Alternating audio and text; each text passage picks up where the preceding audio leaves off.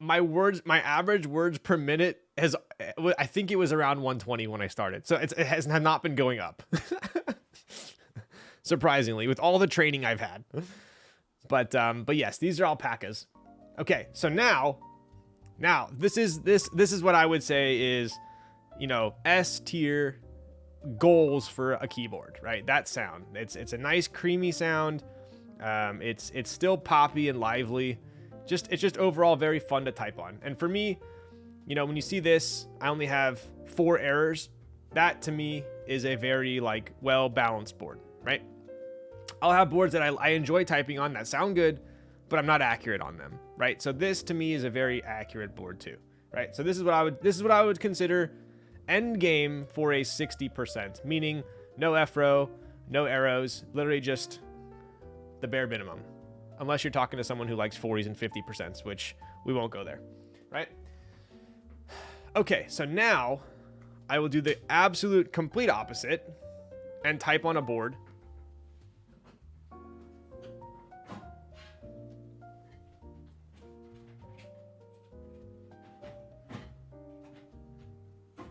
that my chat makes me type on with a redemption.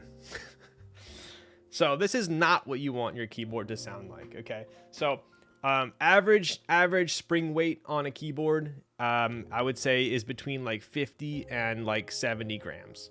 I would say that's a majority of switches.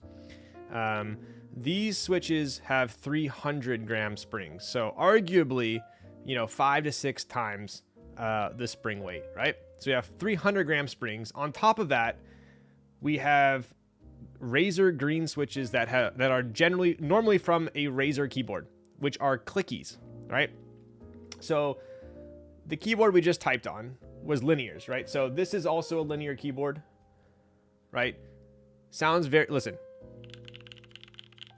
creamy. It's linear. There's no click. There's nothing. It's just upstroke, downstroke is all you hear. Down, up, down, up. Very, very nice. A clicky has a little jacket on it that basically makes the worst sound in the entire world. But so we have basically an insanely annoying switch, and we have an insanely heavy spring, and you'll find out how amazing it sounds. It's like Cherry MX Blues. Okay, so if you've typed on Cherry MX Blues, this is blues on steroids. If you thought blues were obnoxious, these are next level. And for this redemption, they do 60 seconds. And my forearms go complete cramp mode at about 30 seconds. And we got to get some music on here. So I usually play something a little bit better than jazz. Let's go with our buddy Slander.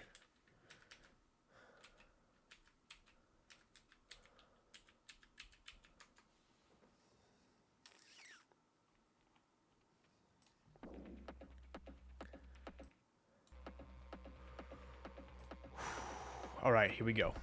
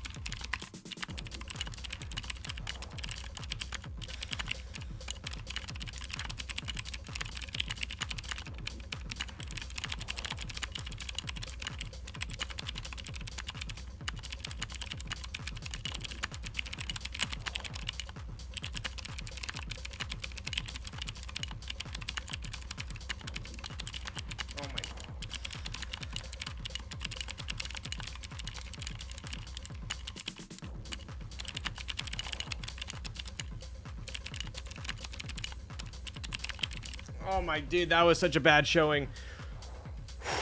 Normally I get close to 95 to 100. But I could feel my forehead vein popping on that one. Okay, let's get some jazz. Bring it down a little bit. Let's bring it down. Bring it back down. Oh my god, dude. How did the forehead vein pop on that one? Were we getting there? You doing okay there, bud? No. And then I complained the next day why my wrists hurt. All right, so we got 86. That was absolutely abysmal. I'm sorry for everyone that believed in me. My raw was 108, so clearly I'm capable. But, I mean, this was loaded with errors here. All right. That's what... Okay, bud. All right, let's get this thing out of here. Let's just get it out of here. Get it out. Get it out.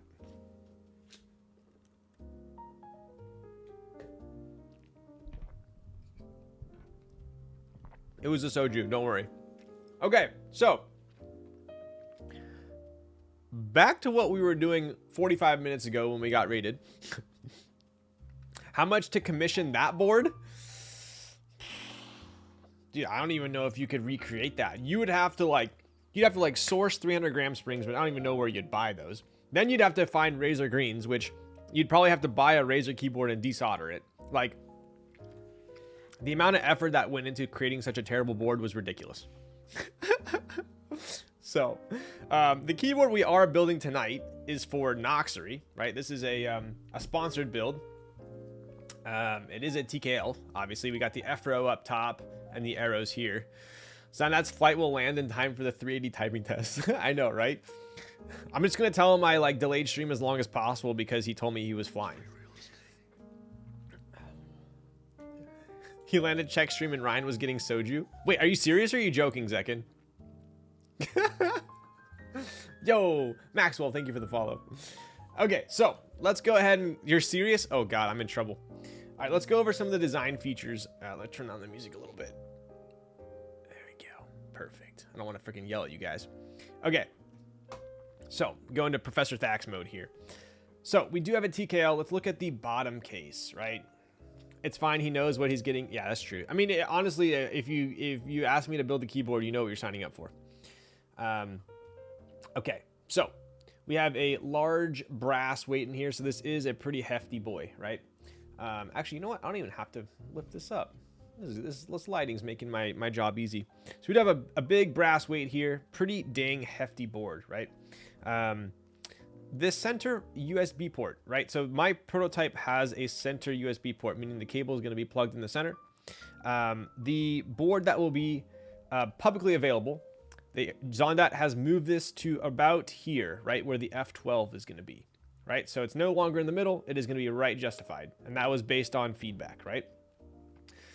Additionally, and I'll give you guys a little bit of the lore behind the dual mount system, right? So Zondat originally came out with a Vulcan and a Vulcan Pro, right?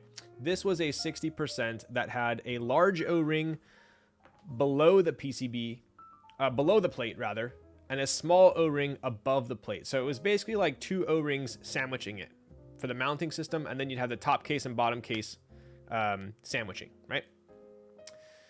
This resulted in a wildly popular keyboard and people loved it, right? He didn't make too many of them. And then at some point, the manufacturer basically said, this keyboard is too hard to make. So my understanding is that he went on to try and recreate what two O-rings would feel like, right? So if we take a look at the bottom case, we have these rounded oval elliptical rubber gaskets, right? So take a look here. And you'll notice that they are rounded.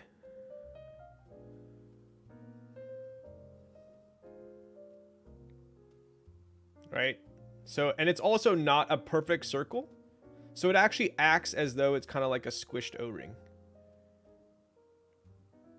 Right? The infamous hot dog mount. So we do have these all along the bottom case, right? Acting as if this were an O-ring. It's fine. He knows what he's... Oh, yes. Assembly experience with the Dual V2 is so much